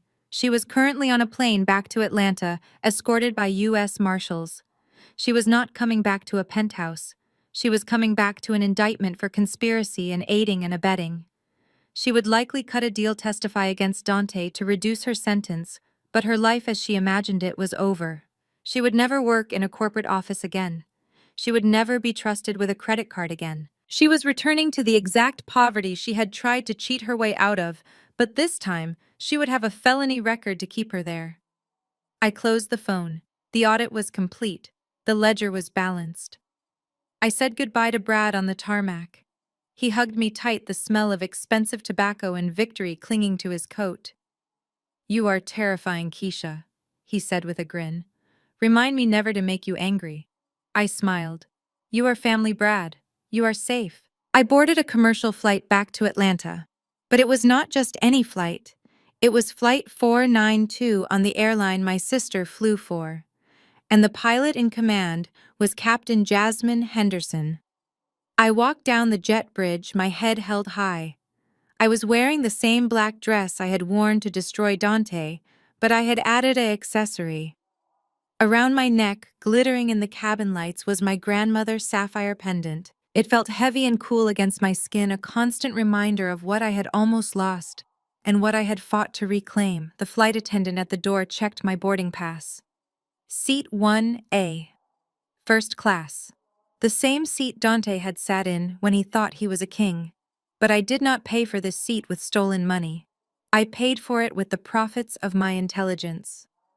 In the 24 hours that the $5 million had sat in Brad's escrow account, he had not just let it sit there. Brad, being Brad, had seen the market volatility caused by the news of the Dante King scandal breaking. He had shorted the stock of the shell companies Dante was associated with, using the recovered funds as leverage. By the time we wired the money back to my accounts, we had made a profit. A significant profit. I had paid off the mortgage on my parents' house in full. I had replenished my mother's nursing home fund. I had restored my niece's college fund with interest. And after all of that, I still had enough left over to seed the capital for my new venture. I sat down in the wide leather seat and accepted a glass of champagne. This time it tasted like freedom. The plane taxied to the runway. The engines roared to life. I felt the thrust push me back into the seat, the same force that had carried Dante to his doom, now carrying me to my future. We climbed through the clouds, leveling out at 35,000 feet. The seatbelt sign pinged off. Then the intercom clicked on. "Good evening, ladies and gentlemen, this is your captain speaking." Jasmine's voice was warm, authoritative, and filled with a secret joy that only I could hear. "We have a smooth flight ahead of us to Atlanta. We should have you on the ground 20 minutes ahead of schedule. But before we settle in, I want to make a special announcement." I swirled my champagne, waiting. "We have a very special passenger on board with us today, in seat 1. A Captain Henderson continued. "She is a woman who has had a very long and very difficult week. She is a woman who faced the worst kind of betrayal, and instead of breaking, she fought back. She traveled 4,000 miles to reclaim what was hers. She protected her family. She honored her history. And she single-handedly took down a fraud ring that the FBI had been chasing for 6 months." Passengers started looking around, craning their necks to see who she was talking about. I felt a blush rise to my cheeks, but I did not look away. "She is my sister," Jasmine said, her voice thick with pride, "and she is the toughest person I know. So, if you see her today, maybe give her a nod, because she just took out the trash and now she is coming home to run the world. Welcome home, Keisha. The cabin erupted in applause. It started scattered, then grew. People were clapping, cheering, raising their glasses. The businessman across the aisle raised his scotch to me. The flight attendant beamed. I raised my glass to the cockpit door. To family, I whispered. The real kind. I spent the flight working. I opened my new laptop when I had bought at the airport in Paris. I pulled up the business plan I had been drafting in my head for years, but never had the courage to execute because Dante told me it was too risky. Henderson Forensic Intelligence. No more working for a firm. No more making other people rich while I collected a salary. I was going to build my own empire. I was going to specialize in high net worth divorce cases and corporate fraud. I was going to be the weapon that women like me needed when they woke up and realized their husbands were lying to them. I typed out the mission statement. We find what they hid. We settle the score. I smiled. It was perfect. When we landed in Atlanta, the sun was shining. It was a bright, humid Georgia day. I walked out of the terminal and saw my parents waiting for me. My father looked older, tired from the stress of the loan shark threats, but when he saw me, he stood up straighter. My mother was crying, but they were happy tears this time. I walked up to them and handed my father a thick envelope. "What is this?" he asked. "Open it," I said. He opened the envelope. He pulled out the deed to their house. Stamped, paid in full. "Keisha," he gasped. "How?" "I told you, Daddy," I said, kissing his cheek. "I handled it." We drove to my house. The police tape was gone. The broken door had been boarded up. It looked wounded but standing, just like me. I walked inside. The silence was different now. It wasn't the silence of emptiness. It was the silence of a blank slate. I walked to the living room where the mannequin had fallen, where the FBI had raided, where my old life had ended. I picked up the frame that held my wedding photo. It was cracked down the middle, splitting Dante's face from mine. I took the photo out of the frame. I looked at Dante's smiling face one last time. He looked so confident, so sure of himself. He looked like a man who thought he could get away with anything. I walked to the fireplace. I struck a match. I held the flame to the corner of the photo. I watched his face curl and blacken.